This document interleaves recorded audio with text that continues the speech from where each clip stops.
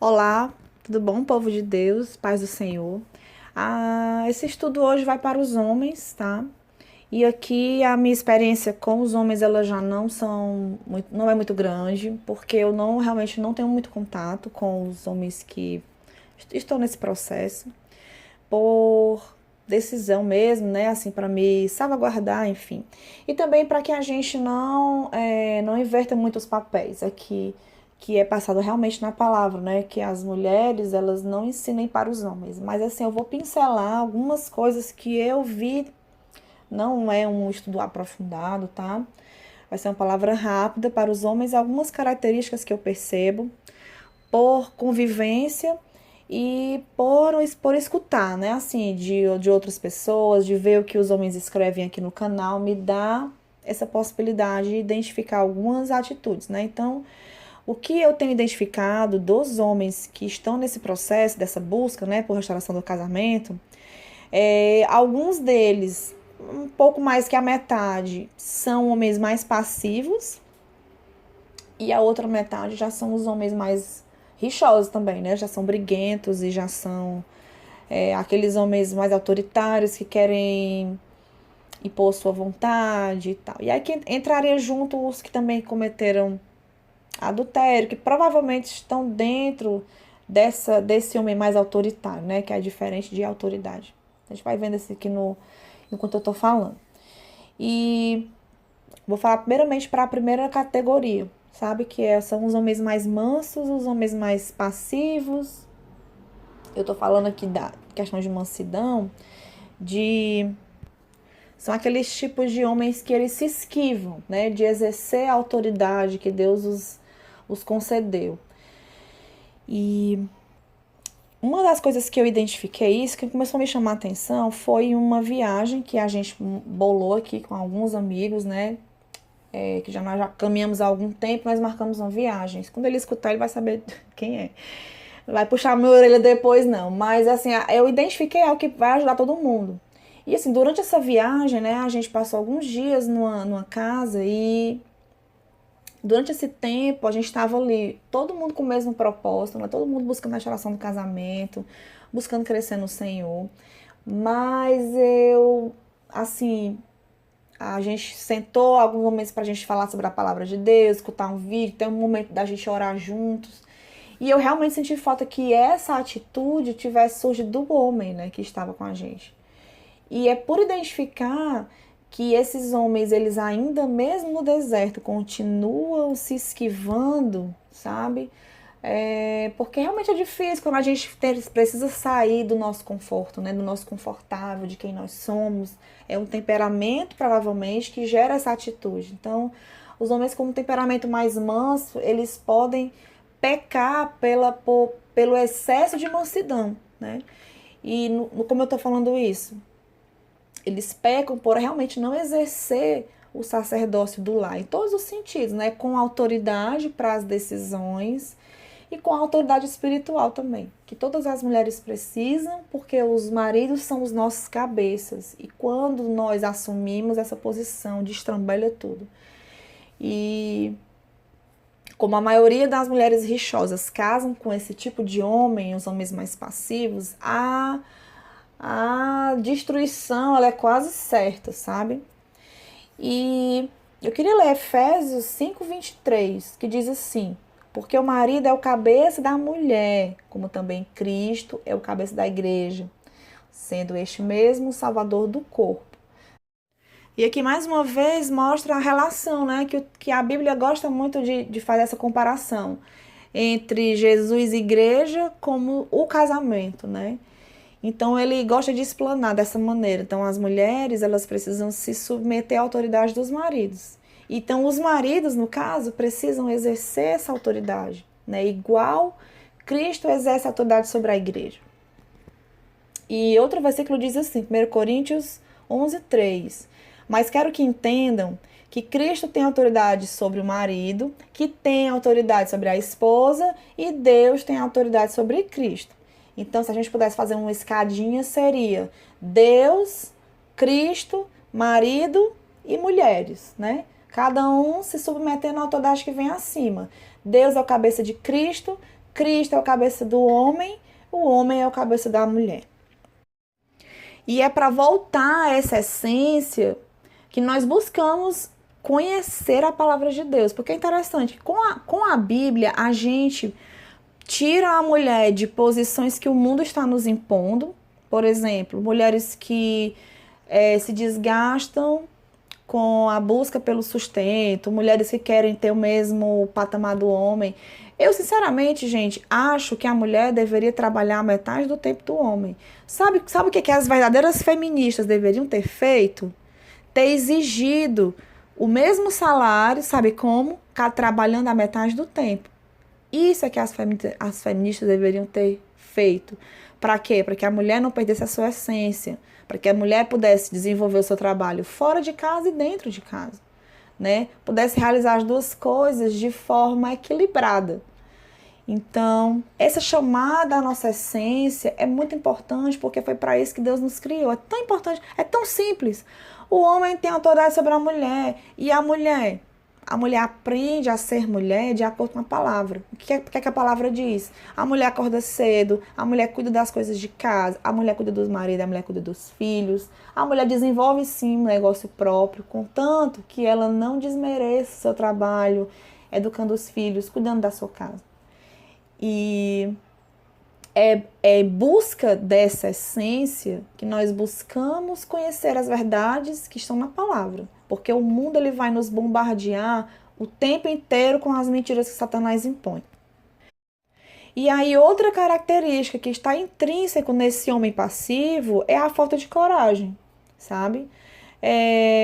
E essa falta de impetuosidade tem feito eles se esquivarem do que Deus chamou para eles fazerem dentro do casamento, como homens, como postura de homens, dentro da sua vida, no seu trabalho, com seus filhos. E em 1 Coríntios 16, 13 a 14 diz assim: estejam vigilantes, mantenham-se firmes na fé, sejam homens de coragem, sejam fortes, mas façam tudo com amor. E ainda sobre coragem, em Josué 1,9 diz assim: não fui eu que lhe ordenei, ele está falando para Josué, seja forte e corajoso, não se apavore, nem se desanime, pois o Senhor, seu Deus, estará com você por onde você andar. E eu li Josué 1,9, mas eu vou ler agora o 1,6. Eu li o 9 e vou voltar para o 6. Por que eu estou voltando para o 6? Porque antes de Deus falar para Josué que ele deveria ser forte e corajoso, ele explicou como que Josué ia conduzir o povo dele em busca da terra prometida. Então é isso que eu quero convidar vocês, homens, a terem coragem para que vocês possam conduzir a família de vocês também para a terra prometida. E eu vou ler Josué 1,6. Seja forte e corajoso, porque você conduzirá esse povo para herdar a terra que prometi, sobre juramento aos seus antepassados. Somente seja forte e muito corajoso. Tenham cuidado de obedecer toda a lei que o meu servo Moisés lhe ordenou. Não se desvie dela, nem para a direita, nem para a esquerda, para que você seja bem-sucedido por onde quer que andar. Não deixe de falar as palavras desse livro da lei e de meditar nelas dia e noite, para que você cumpra fielmente tudo o que está escrito. Só então os teus caminhos prosperarão e você será bem-sucedido. Então, a força e a coragem virão do Senhor quando você buscar esses dois atributos na palavra do Senhor. E além de meditar e conhecer essas verdades, você não pode deixar de falar sobre elas. Então, durante a sua vida, mesmo sozinho, você já pode exercer essa autoridade. Com quem? Com seus filhos. Então, quando seus filhos estiverem com vocês, começa a passar o que vocês estão aprendendo para eles. Porque eu tenho certeza que esse recomeço vai transformar teu casamento quando tua esposa voltar. E para a outra característica de homens, que já são os homens mais impetuosos, os homens mais birrentos, os homens que querem pôr à vontade, já são os rixosos, eu queria ler 1 Pedro 3, 7 a 11. Igualmente vós, maridos, coabitai com as mulheres, com entendimento, dando honra à mulher. Aqui ele está reiterando a importância de vocês buscarem por voltar a viverem com essas mulheres. E que vocês possam tratar elas como vaso mais fraco, como sendo vós co-herdeiros da graça da vida, para que não sejam impedidas as vossas orações. E finalmente, sede todos com o mesmo sentimento, compassivos, amando os irmãos, estranhavelmente misericordiosos e afáveis, não tornando mal por mal, injúria por injúria. Se a esposa de vocês fizer algum mal com vocês, não tratem mal com mal. Se a esposa de vocês lhes infligir uma injúria, não respondam a ela com outra injúria, para que por herança alcanceis a bênção. Porque quem quer amar a vida e ver os dias bons, refreie a sua língua do mal, e os seus lábios não falem engano. Aparte-se do mal e faça o bem, busque a paz e siga. Então, é difícil, gente, porque homens que têm essas características mais impulsivos, eles vão quase que torturar as esposas depois, quando elas saem. Eles enchem tanto as esposas que muitas delas até colocam medida protetiva, né, contra eles. Sendo justo ou sendo injusto, tudo parte dessa impetuosidade, né? Que a gente já entendeu, a gente precisa deixar as pessoas, precisamos deixar o cônjuge ir, e para um rixoso, isso é muito mais difícil, porque ele já entendeu a verdade, ele vai querer enfiar a goela abaixo de uma pessoa que ainda está cega, a verdade que ele já aprendeu. Então é muito mais difícil você se controlar. Então, eu queria chamar a atenção para dois homens que a palavra fala, que a palavra ressalta, né, como íntegros. O primeiro deles é Noé. Quando o Senhor foi salvar a família de Noé, né, ele falou sobre Noé. Noé era um homem justo, íntegro, entre o povo de sua época. Por que que ele era assim? Porque ele andava com Deus. E em Jó 1:1 também fala quem ele era. Na terra de Uz vivia um homem chamado Jó. Era homem íntegro e justo. Ele temia a Deus e evitava fazer o mal. Ele conhecia a Deus e evitava fazer o mal. Ele obedecia a Deus e evitava fazer o mal. E ele tinha temor mesmo. E ele evitava fazer o mal. Então, para que o Senhor possa nos escutar, para que o Senhor, aqui para homens e mulheres, né? Para homens eu estou falando justamente para vocês. A gente precisa colocar-nos diante do Senhor, pedir que o Senhor possa sondar nosso coração, clamar por arrependimento quando o Senhor nos revela que nós precisamos mudar. Porque o Senhor, ele não escuta pecadores. Lá em João 9:31 fala assim: sabemos que Deus não ouve pecadores, mas ouve o homem que o teme e pratica a sua vontade. Então, se o teu temperamento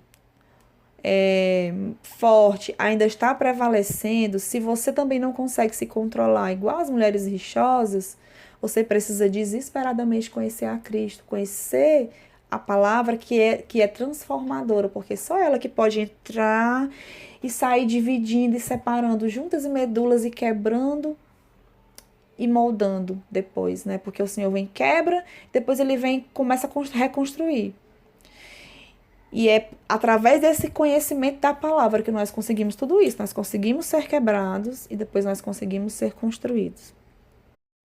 E para finalizar, eu vou deixar com vocês o mandamento que Deus deixou para os maridos, para os homens, que, na minha opinião, é o mais difícil de todos, inclusive mais difícil do que para todos os nossos mandamentos como esposas, que está em Efésios 5:25, que diz: maridos, ame cada um a sua mulher, assim como Cristo amou a igreja e se entregou por ela. Fiquem com Deus.